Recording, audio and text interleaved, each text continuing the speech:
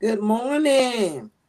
So this is our first time doing this. I know one of the things on Caffeine and Connections has been on my heart probably for a year is to do one-on-ones with the different members because I always say we all have a story, right?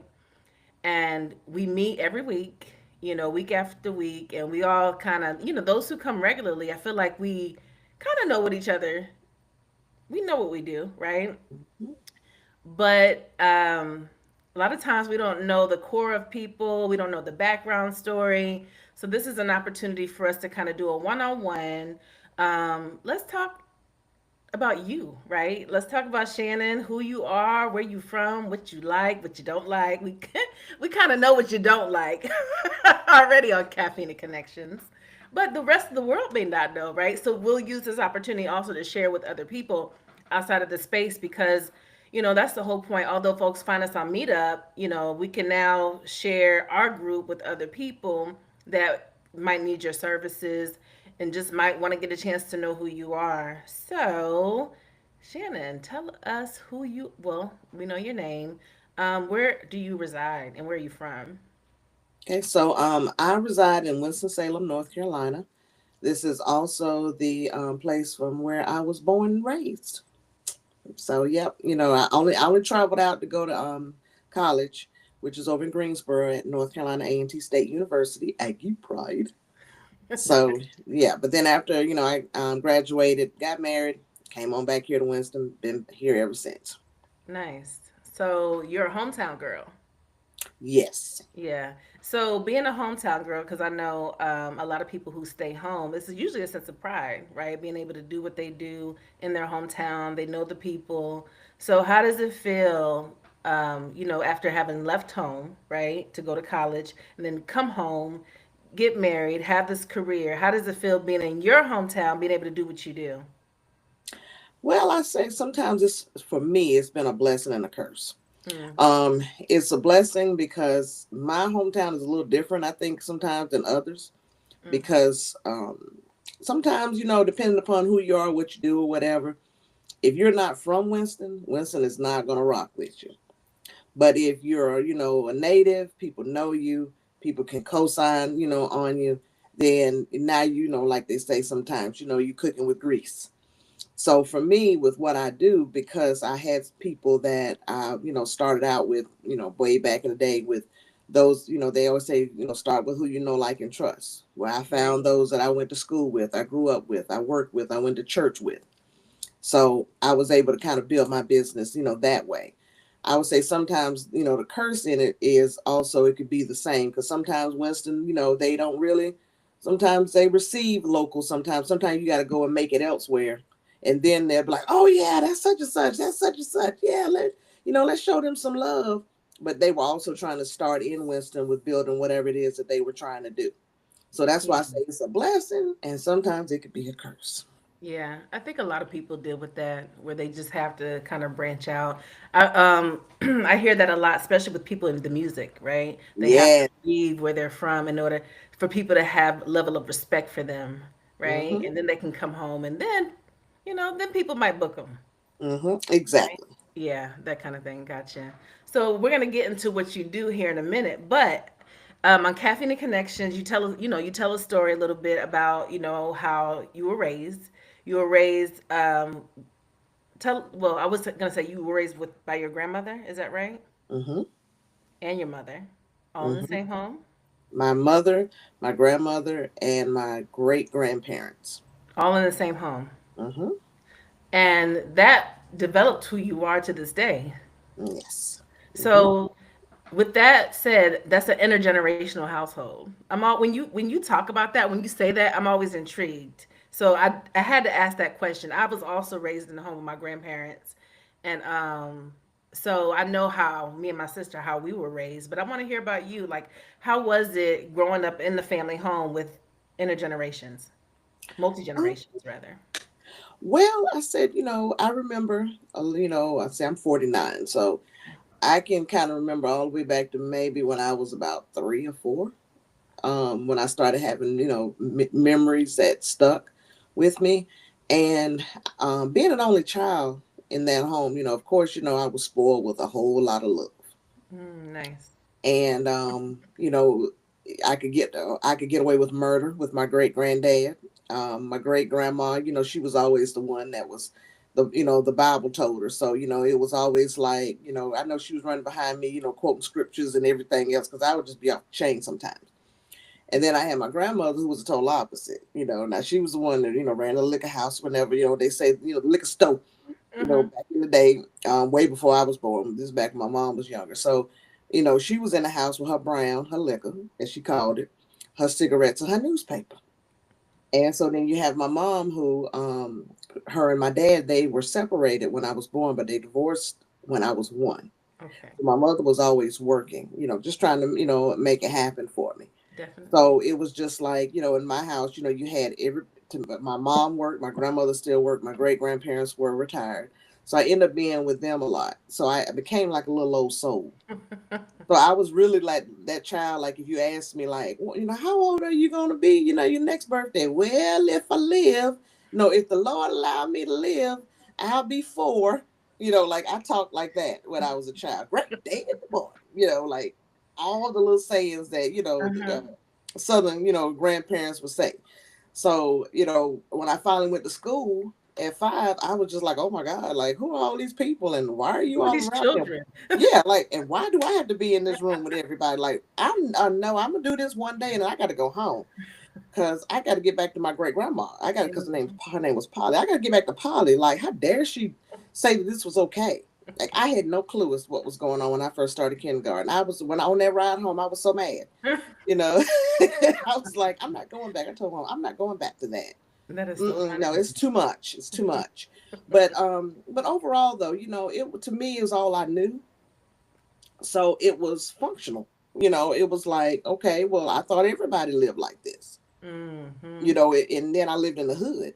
So when Mm-hmm. you living in the hood, you're gonna see, like, here's a single mom, with her children. Sometimes it's a single dad. Sometimes it's the mom with her new boo. Sometimes it's the grandma raising the kids. Sometimes it's the aunties raising the kids. Sometimes you might be in a situation where the auntie and the niece, are a year or two apart. Mm-hmm. Yeah, Sometimes. that's true. I've seen that. Yeah. And so, that's what we knew. So it was like growing up, I would say I had a pretty, good, childhood in a sense. It was just we had a lot of love, but like I always say, but we had a lot of lack. Yeah. Yeah. And I believe there's pros and cons to it. The love, you can't not, there's no con to the love, getting a lot of love.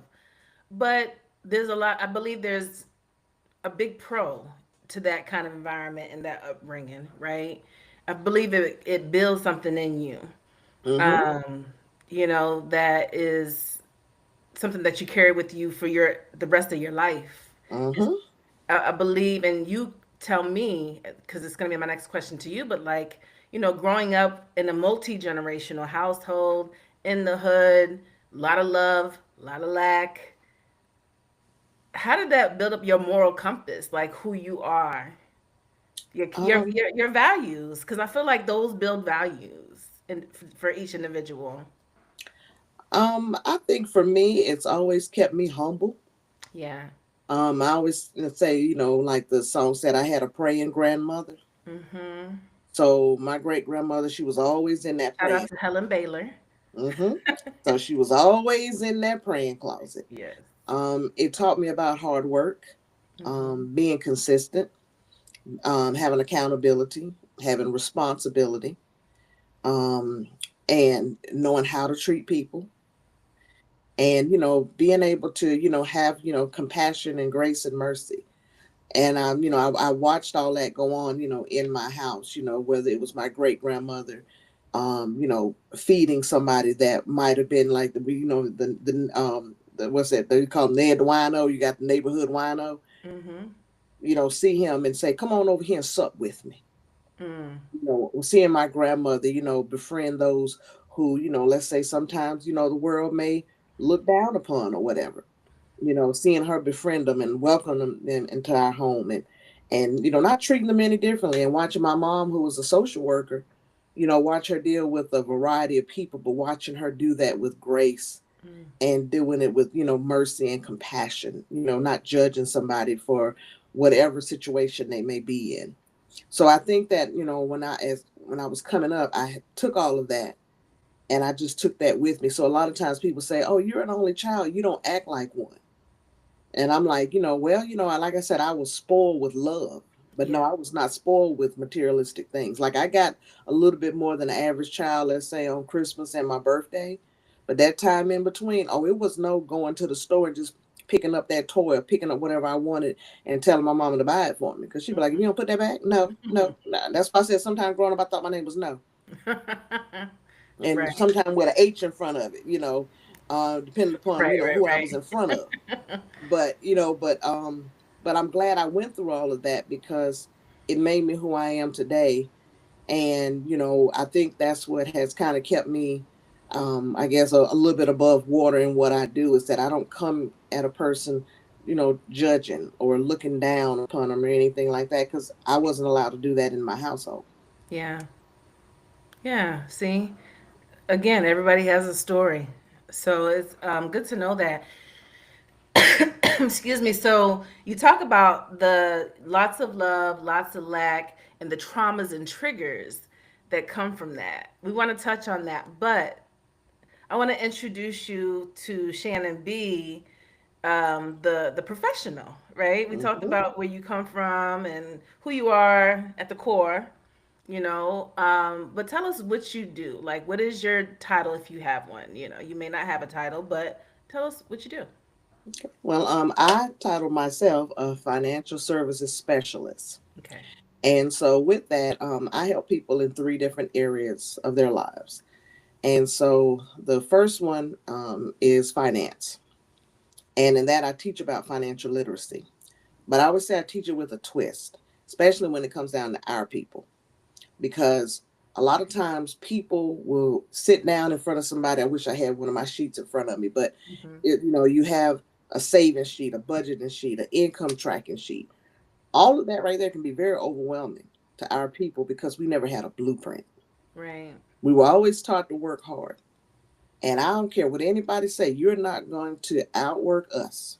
You're Right. definitely not going to outwork a single black mother, because I watched my mom work two jobs, to make it happen. So I always say big shout out to them single black mothers because they Hmm. are definitely the VIPs. Yeah. But at the same time, because we didn't have a blueprint, we just found ourselves just working, working, working, trying to save, trying to get ahead. And really, that's not the way that we should be doing it. But, kind of going back though, what we have to do, we have to get our mindset together. So I always say, let's change our mindset, because a lot of us, including myself, just like I told you, I had a lot of love in my house, but Hmm. I also had a lot of lack, and I had generational curses that centered around finances, because Right. my great grandparents, when they were born to sharecroppers, but those sharecroppers were slaves. Hmm. So slavery hit my house. Hmm. And I watched my great grandmother, and I didn't know any better back then, and I'm pretty sure she was doing the best she could. Of But I course. watched how she moved and how she hoarded things sometimes, Did you and how understand what she was doing, or did you just watch it? I just watched it. I thought I was hoarding. Like here I am, she hoarding, I'm hoarding. Like she hiding stuff, I'm hiding stuff. Like, so I would mimic what she was doing. Like my mom would come home and she was like, why is your little, baby doll laying, in the drawer? And I'm like, well, Polly You put hide something in the drawer. So I'm doing, because like I said, remember I told you I don't have any siblings. So I'm right. just watching. All I can do is sit and watch what she does. Mm-hmm. So, but she was like that because growing up, she had so much lack. And see, in her house, it was like 10 kids. Mm-hmm. And so here you are out here trying to make it. You don't know what you're going to eat, day to day or whatever. You don't know, where the next meal going to come from. You don't know when your next dollar going to come. So she hoarded like it was no tomorrow. But that right there was, in a sense, that generational curse that we do sometimes, because we don't know when the next time we're going to get something. We don't know, if it's going to be today, tomorrow, next week. So let's hoard it. So I watched her do that. And then I also watched her put all her money in socks, in drawers. Um, I always watched her put, like stuff, look different places. It was almost like she was still in that mindset of if something happened, I know where to go get the stuff so we can run. Like she still had that kind of mindset, type of deal. So I Can you blame her? oh no, Can you blame her for mm-mm, that mindset? but I stayed ready too. So I was just like, Right. okay, wherever if Polly go, I got to go with her. Like, 'cause she can't go by herself. But I watched her do that, and so that right there is, like I said, that root of the problem. So Yeah. what happened in my household was that slavery, kind of situation went from my great grandparents to my grandmother, from my grandmother to my mother, from my mother to me. And so whenever you have that there, that's the root of a problem. So I would say you got to know how to go back in and try to kill that root. And I know it's easier said than done. But whenever you can, go back in and say, okay, let's dig this root up of slavery and let's work through it. Of course, we're not just going to dig it up and throw it away. No, you have to talk about it. You have to talk about what happened as a child. What do you remember your grandparents, if you had great grandparents, how they maneuvered, how they behaved, because a lot of that came from slavery. Yeah. And so then from there, now you got to talk about the lack, because once again, with slavery, we didn't have anything. If we tried to have something, they took it. All we know to do is just work, work, work, work, work, work, work, work, work, and building up everybody else's wealth, and Doesn't we're that sound left with nothing. familiar? Hmm? It sounds familiar. It Hmm? sounds like us Yeah, today. exactly. Exactly. So, Yeah. but you see, a lot of that is that financial, I call them that financial generational curses. Mm. So that's what we do. And then when you talk about the trauma and triggers, see, like my trauma and triggers came from always being told no. And I was a chunky little girl too. Because once again, going back to how was when I was a little girl, you had to eat everything on your plate. Even though I'm full, Listen, I know I, that story. Trust I me. got to eat everything on my plate. I couldn't leave stuff. And why? Because see, my grandmother was the cook in the house. Mm-hmm. She came up during the time, she was born in 1927. Mm. So this was back whenever everything was scarce. Mm-hmm. So Mm-hmm. they was always left being hungry. Yep. So she was like, I know what it's like to be hungry. And we ain't gonna waste no food around here. So if I fix it, you gonna eat it. Did you ever And hear, did they ever tell you there's too many starving children in Africa? You better eat that food off your plate.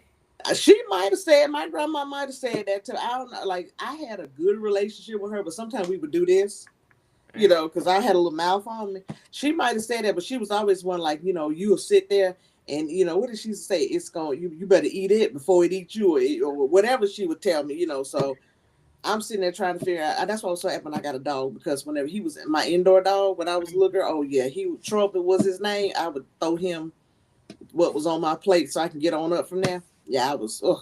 So, but yeah, so that's where my trauma and triggers come from, was being overweight, always being told no, but Mm. not back then understanding where all that was coming from. So by the time I started working, I had to make up for all the no's that I had, when I was little. So I had to go out here and look cute. I had to go out here and spend all my money on every single thing, because once again, I was so used to being told no. Yeah. So I always say, everybody's situation is different, but everybody, in a sense, still has a common denominator of a root. It may not be slavery. Like I tell people, slavery may not have touched your family directly, but indirectly, it has. But for me, it was directly in my house because of my great grandparents. And I watched how even my great granddad, like how he maneuvered, how my great grandmother maneuvered. So, once again, it just kind of just followed me as I got older. And then when I got out and, and around other people, especially when I went to college, and you start going to college with people that are halves, and you sitting there like, oh my God. And I'm talking about, these are trust fund babies. Like I'm sitting up here like, you going to college because it's, if you go to college and get a degree in whatever you want, you're going to get a big payout when you hit 21 or 22. Must be nice. I'm like, oh my, I was clutching my invisible pearls. I'm like, what, I got to go do that? How y'all do that? But when nobody Right. tell me, they didn't know either. They didn't know either. Yeah. But once They I grew up got with a whole nother set of trauma and triggers, probably, you know? exactly. But Mm-hmm. but we over here, we thanking God we got in, the A&T, and these mugs over here are legacies, and driving back then, it was, I got to school in 1994. They driving Axe, and and all these nice cards, and all of us we got Pat Turner, which is your feet. You pat, you turn, you pat, you turn. So Yeah. Pat Turner. But yeah, so that's why I got into what I do when it come down to the financial part of my business, is because I want people to be able to have that breakthrough Yeah. and be able to be better with your money. It doesn't matter whether you make 30,000 or whether you make 200,000. If you're not having a good relationship with your money, both sides is going to end up being in the same boat, broke, busted, and disgusted. So that's one part of my business. I'm also a life and health insurance agent. I mainly focus on the life side, simply because, like I tell people all the time, that GoFundMe is not life insurance, and neither is that fish fry foolishness. It's ghetto, as you say. Yes, it's ghetto and it's got to go. And even them T-shirts that people be wearing with the RIP. No, I'm not going to Yeah. buy all of that. It's my job to mourn you, not bury you. Yeah. So I'm here to show people how they can actually use life insurance as leverage while they're still alive, showing them how to create wealth with it. Let it generate wealth for them while they're still alive, and let it be, something that when they do pass away, it's allowing them to turn their last name into an asset. I always give the example of the Rockefellers. Like I'm reading, the book, What Would the Rockefellers Do? And just reading that, I'm like, oh my God, no wonder. And they don't be out here working harder. They just work smarter. So that's what I tell people. Let's get in the habit of working smarter. Long gone them days working 2 or 3 jobs, because you cannot save your way to wealth. Like let's put some things in position in places where we can be a wealth generator and a wealth creator. Shannon, I feel like when you say that, right? One of the things I think about is who's creating that blueprint. Like you can tell a person that, but if a person their whole life, that's all they know, because that's all they've seen, and that's the only way they know to survive, right? Like who's creating that blueprint to show them how to get out of the, because even in this economy, right? Because I'm having these conversations with people, in this economy, it is so much different from what it was just 10 years ago was not a long time. 5 years ago wasn't a long time. But the economy has shifted so much just in the last 5 years that people are having to double up on how to generate their income. And that's working a part time job here, doing a side hustle here, and having a full time job and trying to start a business. Like, who creates that blueprint to help them get out of that rat race? I always tell them that they can. That's what they're there to do, because everybody's blueprint gonna look different. Yeah. So whenever I sit down with somebody on the financial side first, I said, first, what we want to do, we're going to change this mindset. Okay. We're going to get doubt out of our head. We're going to take out the words can't, don't, won't. I said, what you're going to do is every morning you're going to wake up and you're going to put on like a little sticky note that you are an atmospheric transformer. Mm-hmm. And I said, and whatever it is that you're trying to transform is fine. Mm-hmm. Because one person's blueprint may be, I just want to get out of debt. Somebody else's blueprint might be, I want to be able to leave a legacy, for my family. Somebody else's blueprint may be, I just want to get in position to where I can actually save. Every single blueprint is fine as Some long people as just it all the above. exactly. So that's what I teach. I don't get up here and say you're gonna follow my blueprint. Right. I tell people, let's create your own blueprint. What does So that you help look like? them to create it. hmm So Okay. let's work through those steps. First of all, you got to believe that you can do it, but you also have to be able to forgive your previous, experiences or whatever, or your younger self, because we didn't have a blueprint. A lot of times we beat ourselves up. Well, I didn't do this or I didn't do that.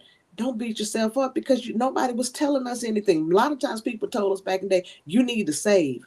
You telling me that, you're not teaching me how to save. Exactly. Yeah. And it's hard whenever you got some traumas and triggers is causing you to your money to burn a hole in your hand. So that's why I say we have to go back in time and say, let's work through all of this. Now you have a clear mindset. Now let's work on, what does your blueprint look like? And whatever your blueprint is, that's fine with me. But So, I'm sorry. I are just you I fine? just want to ask you this. So, when you're talking to customers or clients and walking them through creating this blueprint, is this through using the life insurance products, or is this a different service, or is it like a combination of all different things? It's a combination of all different things. Okay. Because like I said, I have, like, because my other component of my business is helping people with their credit, but helping with like the basics of it or whatever. Mm-hmm. So a lot of times, somebody will come to me and they may be um, looking at trying to, let's say, get some life insurance. And I kind of treat everybody the same. Okay, let's see what you can afford, Mm-hmm. because I don't go in front of people. I'm like, here's this sheet where, let's take your salary and multiply it times 7. I'm Right. like, people can't afford that. I'm not saying that everybody's like that, but the majority of people can't afford that. So I always say, you tell me what your goal is with your life insurance, and you tell me how much you want to pay. And just realize you can stack your policies as you go, so you don't have to get everything at one time. That's right. So I once again educate people on being okay with what they can afford. And if that's where they say they want to start, I'm like, okay, this is where we're going to start. If somebody says I need help with my finances first, then that's where we start. If they say I need help with my credit, then that's where we start. Because I tell people all the time, you're the driver, I'm just a GPS. All right. I And love there's nothing wrong with whatever it is that your goal is or what you want for your family, as long as you're just trying to do better. that. Mm-hmm. That's all I ask people. Just if you're saying, I just want to do better, I'm taking this step to do better, I will walk that person. Now, I do have a goal. And I tell them, after a year, you shouldn't need me. If you still calling on me to help you after a year, I have did a disservice. Because I'm not here, I tell people I will always be with you. But when it come down to it, eventually you're going to be on that road. You're going to know how to maneuver through these financial streets. Yeah. You won't need that GPS anymore, but Yeah. it's still there if you need it. Yeah. So that's what I tell people. So that's why I always say I meet people where they are. Mm. And if they say this is what I want to do, then that's what we're going to do. I don't judge them. I don't say, no, you shouldn't do that or you shouldn't do this or that. No. What do you want to do? Okay, let's do it. Okay, this is your goal. I'm just here to try to help make that goal come to pass. Yeah. Yeah, I love that. I love that you do that, and I mean, and I know that there's probably other people out there that do the same thing, but the one thing I know about you from, I think you've been on Caffeine and Connections now for has it been a year? I think so. Yeah, I want to say it's been a Hmm. year, and it's just hearing your compassion for people and your passion for what you do. Yes, it's your livelihood and your business, but to do like what you just explained, right? Meeting people where they are, that's a need. It's like you've met the need. You've been able to help people. God, yeah, that's amazing. So, yeah. Hmm.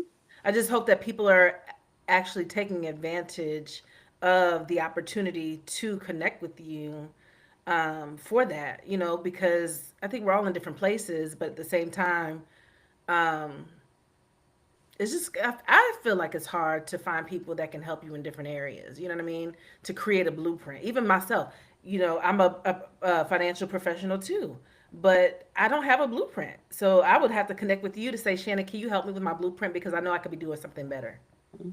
And that's the thing. Like, and see, once again, when people come to me, I always say, you want to, figure out how you can stand out from everybody else. Like, I don't believe in competing with anybody. I mean, I'm not going to compete with anybody that does what I do.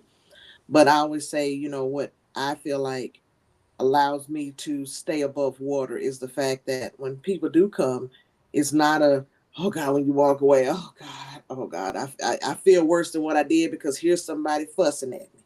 Here's Mm, somebody telling me what I've done wrong. Here's somebody scolding me. No, I don't do that, because I know how that feels. But yeah. it's like when people come to me, I'm like, what can I do to serve? Yes, that's See, I it. don't I don't Servitude. believe in selling. I'm like, how can I serve you? How can I Yeah. be of service to you? And I always tell people, thank you for rocking with me. Yeah. Thank you for believing in me. Yeah. Thank you for trusting me. Like, my biggest clientele come out of the hood and comes out the projects.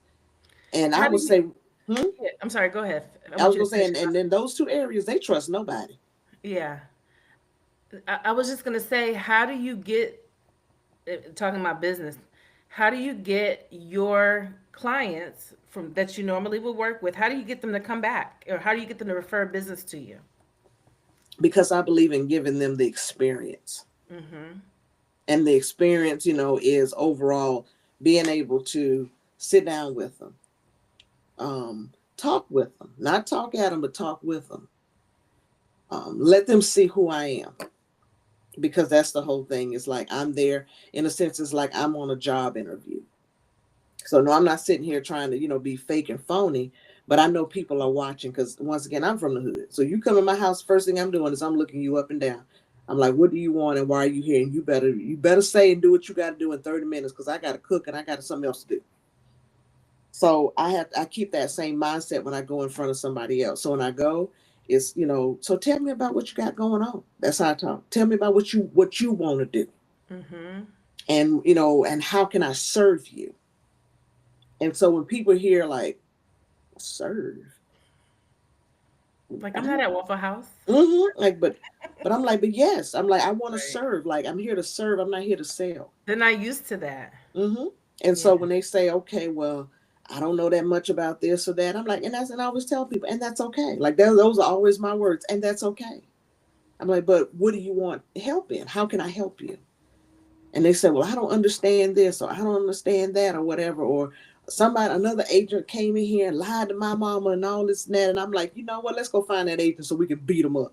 Like I try to get a little personal so they can kind of laugh and don't have to feel like they got to have this wall up with me. Right. But then once I see the wall coming down, and then now we're laughing, now we're joking, now we're finding out they knew my cousin, I knew their sister, or I knew this person or whatever, they knew my grandmother. It's like when we start having those kind of conversations, now we're laughing, now we're joking. And so then towards the end I'm like, well, you know what, we done laughed, we done had a good time today, we ain't gonna talk no more about business. I'm like, I'll come back next week. When you gonna be free again? Girl, come by here. It went from, hey, how you doing, to, okay, girl, I'll be here on Monday. Can you come by 7 o'clock? 7 o'clock, I pull up. They ready. They got their stuff. They be like, okay, Miss Shannon, um, this is what I want to do. But guess what? This is my cousin that I told about you or whatever. So they want to know what you're talking about too. Mm-hmm. So now they trust me. Mm-hmm. And now, they know, okay, wow, and she's actually telling us the good, bad, and the ugly. She's going over what the little print means. She's telling us things that we never knew before. So now when I help, now I'm helping not just one, but now I'm helping the cousin. So now the cousin will say, can you come talk to my sister? Because Mm-hmm. my sister got 3 kids and she needs to get on what you're doing. So that's why I always say a lot of times, your clientele will become your walking billboard. And one thing I know about the hood and one thing I know about the projects, when they start to know, like, and trust you and they can co-sign on you, they will go tell everybody they know. Because they were like when I go to the project sometime, they'd be like, yeah, my sister said that you helped her with some kind of policy where she can, borrow her money. Well, I ain't got no money, but if I can get a policy and I can, take the money from it, how can I do that? I'm like, okay, let's sit down. Let's talk about it first. Let me Mm-hmm. show you how it's set up. Then Right. you tell me if that's what you want. And so then we move forward that way. So that's how I built my business, which is I kept going back to those places because back then when I first got started, I didn't have a car. So Mm. I had to rely on the city bus. City Yeah. bus is going to take you to the suburbs. And it's going to take you, maybe you can still have to walk 20 or 30 minutes to get to the suburbs. So I didn't really have a gateway into the suburbs, but I had a city bus that took me to all these different hoods in the projects. Gotcha. So, you got muffled a little bit there. Hopefully, they're able to hear you, but I heard you. So it was something you said that made me think. So you educate them. That's what I hmm was saying. So they come to you, you educate them, and you're able to let them know. And if it doesn't work, it doesn't work. But so really quick, that's what it was. How long? Because you were talking about being on the city bus. How long have you been doing what you do? For 20 years. In May of this year, made 20 years. 20 years. So you're a 20-year vet. hmm And what is your favorite? What is your favorite service or favorite thing to do in your business? Oh gosh. I think it's, for me, it's just being able to build authentic relationships with people. Yeah. I don't like calling my clients clients. I call them my family. Mm. I'm that distant cousin, or sometimes I'm like, that's my play auntie, that's my play grandma, that's my play mama, or whatever. Um, Being able to see those who most of the people out here would say, they're a throwaway, Mm. seeing them call me and say, "Guess what, Miss Shannon? I just opened up this bank account, for my newborn. Um, I just got the social. I went up there. I got a ride up there to the bank, and I opened up their account, and I already got like $25 in there." To somebody else, they be like, "Oh, okay," but to me, we over there. I'm cheering. I'm like, "Woohoo!" I'm like, "What's that bank account?" So I can go on over there. I'm gonna add in some money to it as well, because I want, that baby to have something. Yeah. Just being able to see the milestones that people, that they're overcoming, like, okay, I got here. I met my milestone, but I overcame all of this to get to said milestone. Yeah. Being able to, see, people leave me a message in my inbox. Thank you for helping my mom, because mom has passed, but mom had a policy with me. They were like, you took good care of my mom, and you took good care of my family, and we were calling you, and you didn't act like we were bothering you. You called the funeral home for us. You called the insurance company. Like, you didn't have to do all of that, but you did. So thank you. It's things like that that keeps me going. Things like that that make me say, okay, God, or as I call him, Sky Daddy. Okay, I must be doing something right. Yes. I'm out here. I'm chasing my purpose. Yes. And I say, when you chase your purpose, the profit will come later. But for right now, I'm chasing purpose, and my purpose is to go out here and be able to transform lives, so that people can have a better quality of life. Amen to that. Yes, Shannon. That's beautiful. Because and it shows. It shows. Like literally this conversation, I have not stopped smiling because for one, it's radiating, right? Everything that you're saying, you radiate because of your passion and your purpose. So I'm grateful. I'm grateful that you found Caffeine and Connections, Me girl. too. Like, and that's why I say y'all got to be special, because I don't do early morning. So half time when I roll on there, I'm like, Lord, I know I look like I've been rolled hard and hung up wet. But here I come. Here I come. I'm not a morning person. So, but every Friday I try my best, if I don't have anything else going on, to make sure I'm Listen, there at 8 o'clock. I may be a little late, but I'm coming. and I meant to tell you, I love your hair. And we missed you that one Friday that you didn't come. I said, but I know she's either, I think you were doing something with the homecoming because you were in the band. Mm-hmm. So I was Mm-hmm. like, we miss Shannon, but we know she can't be here every week. But if I don't like that, yeah, that was the day I remember I was running all day long. I remember that day. Yeah, I had to do stuff early that morning, but yeah, but normally I'm loyal. Like, if I say I'm coming, I'm coming. I may not be able to log in right at 8, but by 8:10 you should see me rolling up in there, like I said, on two wheels, No, I'm running in the room from looking crazy from side to side, but I'm there. you don't be looking crazy, but I'm grateful that you showed up. I'm grateful that I have been able to meet you and to have this conversation. The truth is, I want to have more. I know that we still have, a little bit of time, but um, like I want to dive more into some of the things that you do. I listen to your lives on your Facebook page. Hopefully, this is shared. You'll probably share some of this on your Facebook page, but for those who are not following you, I want you to, towards the end, to be able to share how they can, because I think the information that you put out is extremely invaluable, right? From how to use other people's money, Mm-hmm. talking about the IULs, I don't know if you talk much about whole, but I believe you've touched on whole. Mm-hmm. Having creating your own bank. I've read the book, right? I've studied the concepts. Haven't quite gotten there yet, but I am. It's just like I know. You know what I mean? Mm-hmm. But Mm-hmm. that's the first part is just knowing. So the fact that you get out there, you're educating the masses on this, whether they understand it or not. I love the fact that you keep doing it. You say, I know I'm getting on your nerves, but you have a purpose. Your purpose is Mm-hmm. putting out that information, and people hear you. I know they hear you. I know they hear Yeah. you and they see you. They do that. Like I said, I know I be getting on their nerves, and I be like, but I don't care. Like I tell them, who gonna check? Like Keith Sweat said, nobody. No, but but I think it's dope what you're doing. And I think that it's needed. But I do want to have another conversation with you because I want to, at some point, to touch on some of the products, right, Mm-hmm. that you want to highlight, you yourself as a financial specialist. How did you put it? How'd you put your title? Financial services specialist. Financial services specialist. I want you to be Hmm. able to highlight, um, the part of your business that, of course, like you said, that you love to do the most, which I feel like is all of it. I think it's just like it's the servitude aspect of it, right? It's not Hmm. necessarily the product.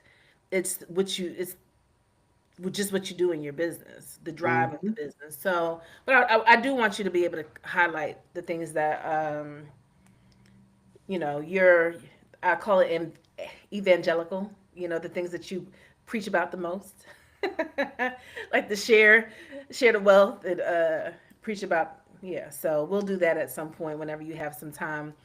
So I want to I want to ask you one question about Caffeine and Connections Hmm. because I think it's been a year since you've joined.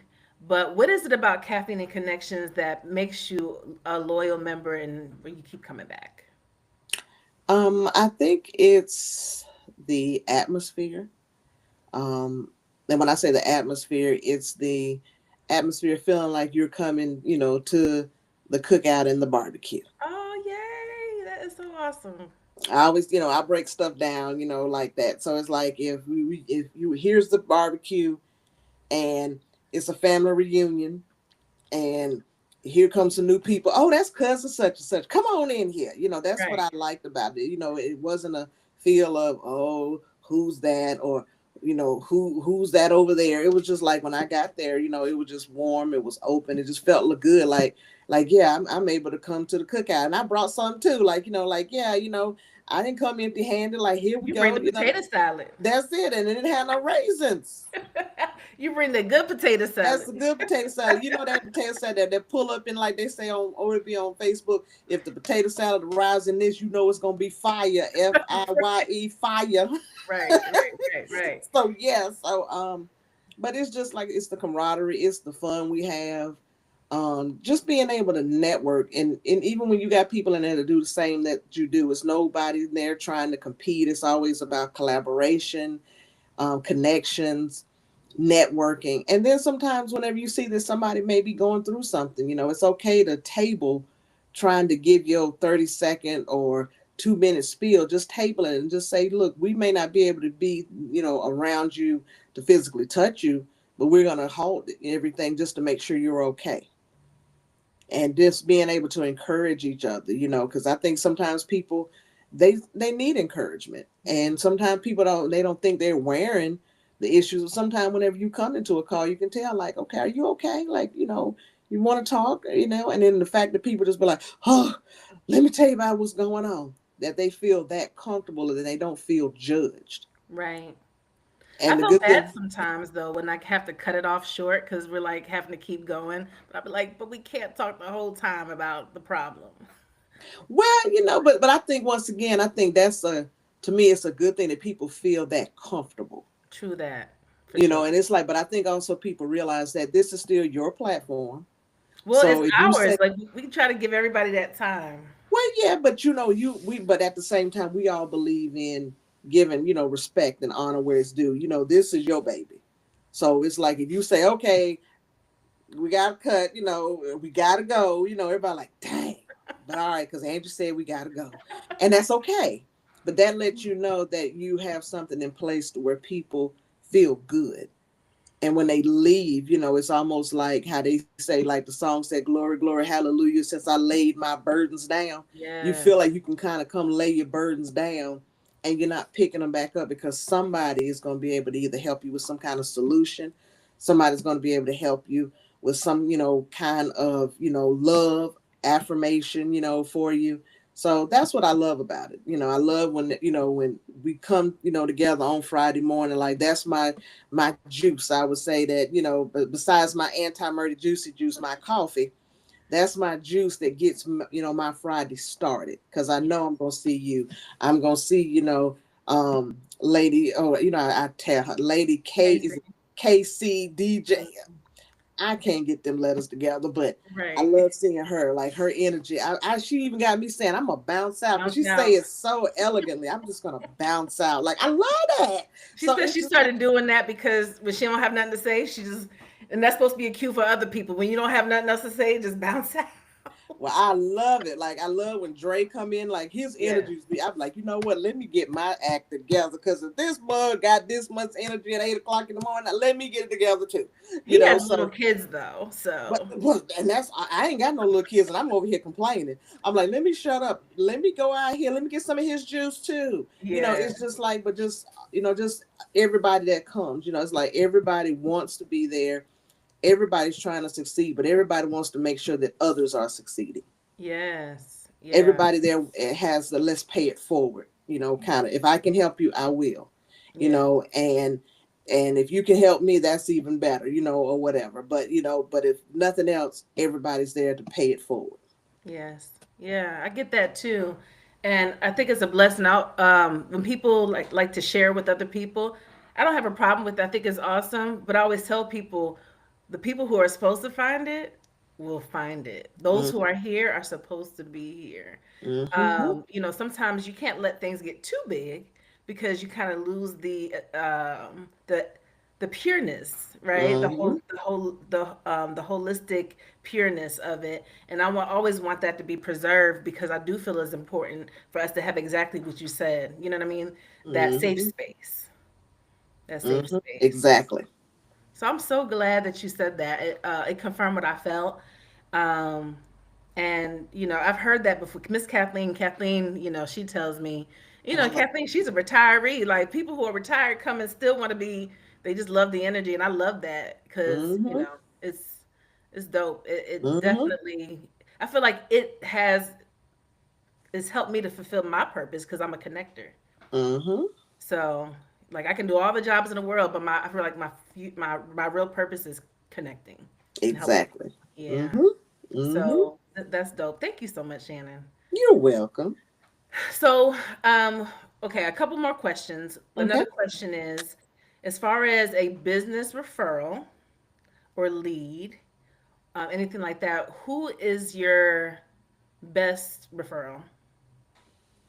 I would probably say Um, I like working with individuals, families. I will work with a small business. I don't want to work with anybody that has a business that's over 10 people Okay. because I'm very introverted and I can't have my phone ringing all day long with 50 ninjas that I'm like, oh Lord, what you want now? You know, I can deal about 10, but just those that have, I would say, for me, once you get to know me, it's like if I vibe off of vibes, energy, and alignment. Yes. And if somebody says, you know what, I know somebody that can also vibe with you. If it's somebody like, okay, I think that Shannon would be a good fit, because I know I'm not for everybody, and that's okay. Yes. But I always say, you know what, if they got a good vibe, they got good energy, they got alignment. Me and them can align together. So that alignment would turn into the assignment. There you So go. that's what I look for. So if somebody says, well, who can I refer to you? I don't have an avatar. I don't have a target market or whatever. I just believe in just helping people. But it's like, but if somebody, you like, I think Shannon would be a good fit, send them on my way. And I'll do everything in my power to make it happen for Awesome. And tell us one more time the three areas of business that you cover. them. Financial literacy, life and health insurance, and credit education. Are there any more? I said three. I was like, I'm hoping it's three. I feel like Mhm. I've heard It's three. just those three components. Okay. Hmm. Awesome. I feel like there's one more question I want to ask. There's always something that is holding me from moving on. I'm like, there's something else that I just have to pull out. Let me think about this. I guess there's not because it would come out freely. Well, that's what I say. If you think about it, you like, like I said, like I always tell people, I stay ready, so I ain't got to get ready. So, No, I love that about you, Shannon. I appreciate you so very much for taking this time. You are our very first Caffeine and Connections highlight one on yes, one recorded. So we're gonna put this out there. I think this interview went very well. Hopefully you did too. yes, Uh, we're gonna share this on our YouTube. We can actually post it in the group. Hopefully, those in our Caffeine and Connections will find this useful. I feel like we already know these kind of things about you, but Digging a little deeper is helpful. But if you ever, if there's ever a part of your story that you want to share, I mean, let us be able to have that conversation Okay. Okay. and share it and highlight it. And I guess that could be my last question. Is there anything else that you want to share that maybe we don't know about you or that you want us to know? Well, I guess the only other thing is that I did author two books. That's Um, right. Ah, yes, how do we forget? yes, so I offered two. One is called Money Quest, and that's my baby. Um, that right there is like a breakdown of my life, my upbringing. It mentions my whole entire family, and it just gives an insight as to where I've come from and what I had to come through. And so I always say that book is pretty much about hope. It's hopefully giving people the ability to say, what, if Shannon could do it, I can do it. So I always say that book is about me, and it's about the little black girl from the hood that could and did. Yes. So that's like I said, that's my baby. And my other book, of course, that's my baby too, but it's my life lessons book. It's a breakdown about life insurance.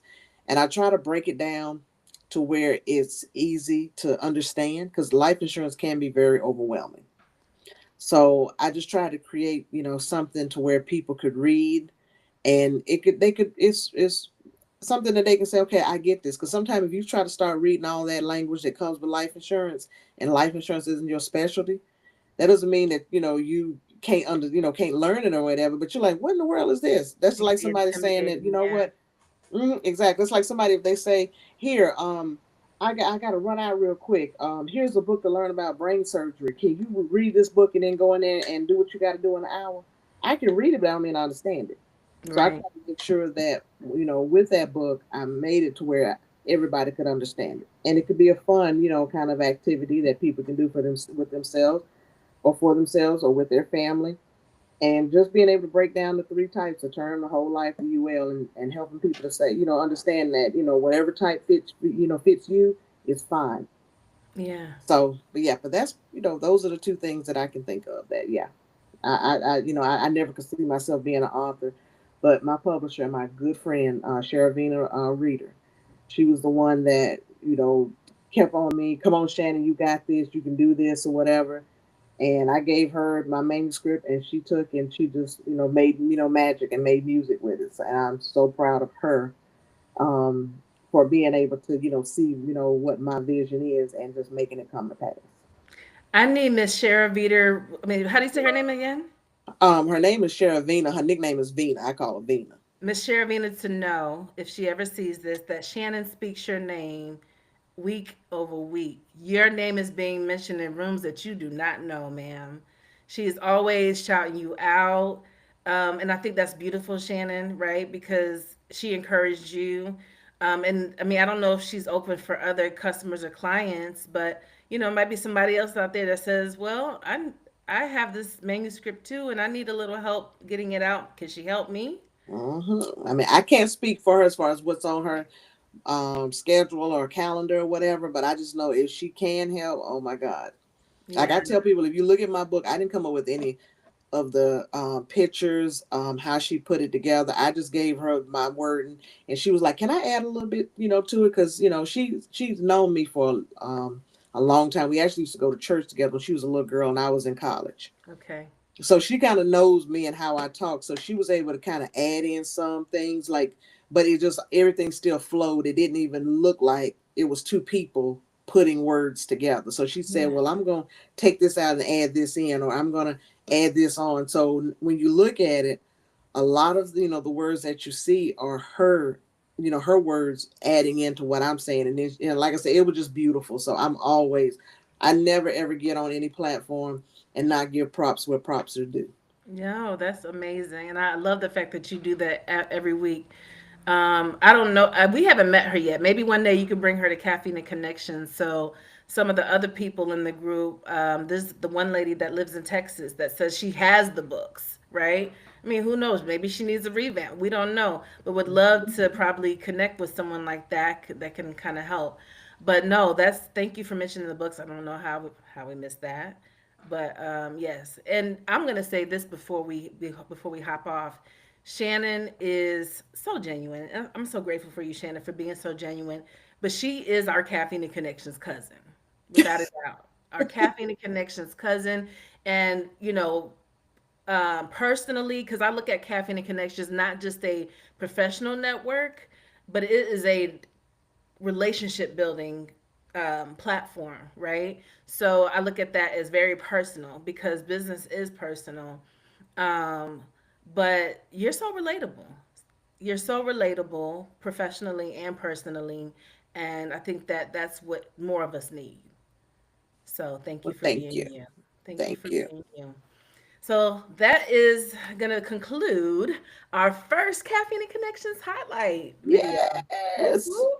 We made history. Now everybody's going to want to get on. That part. That part right there. Oh, thank you, Shannon. I'm going to go ahead and stop here, but let's talk offline in one Okay. minute.